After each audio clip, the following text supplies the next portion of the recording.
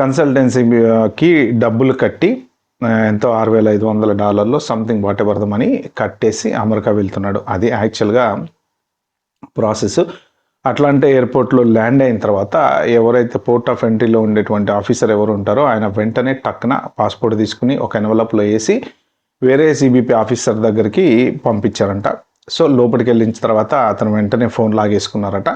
First జరిగింది ఏంటంటే phone లాగేసుకొని చూస్తే వాట్సాప్ హిస్టరీ మొత్తం చాట్ క్లియర్గా ఉంది. ఓకే, మీరు జాగ్రత్తగా వినండి. ఇందులో ఎన్ని మిస్టేక్స్ ఉన్నాయి, మనం ఎందుకు వాళ్ళకి దొరకకుండా ఉండడానికి ఏం చేయాలనేవి నేను అన్నీ క్లియర్గా చెప్తాను. నేను ఫస్ట్ జరిగిన విషయం చెప్తున్నా. సో వాట్సాప్ చాట్ క్లియర్ ఎందుకు చేసావు అంటే అది ఏం లేదు, జస్ట్ ఫ్రెండ్స్తో చాట్ చేశాను అంతే, అది క్లియర్ చేశాను అని చెప్పారంట అతను.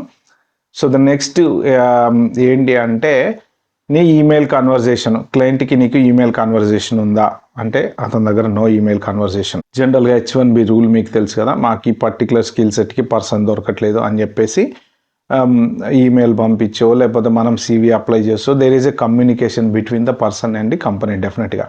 సో ఎటువంటి కమ్యూనికేషన్ కూడా లేదు. సో ఇతనికి ఇచ్చినటువంటి ఆఫర్ లెటర్ ఏదైతే ఉందో ఇతను చెప్పిన దాని ప్రకారం హైదరాబాద్లో ఒక వెండర్ ఉన్నాడంట, ఆ వెండర్ దగ్గర తీసుకున్నారంట. అంటే నా ఉద్దేశంలో ఈ కన్సల్టెన్సీ ఎవరైతే ఉన్నారో వాళ్ళు వీళ్ళ ఏదో హైదరాబాద్లో 2-3 ఎంప్లాయీస్ని పెట్టి నడిపిస్తూ ఉంటారు కదా జనరల్గా, అలాగా అక్కడికి వాళ్ళకి ఈమెయిల్ చేసినట్టున్నారు. సో ఇతను వెళ్ళి ఫిజికల్గా హార్డ్ కాపీ కలెక్ట్ చేసుకున్నాడు.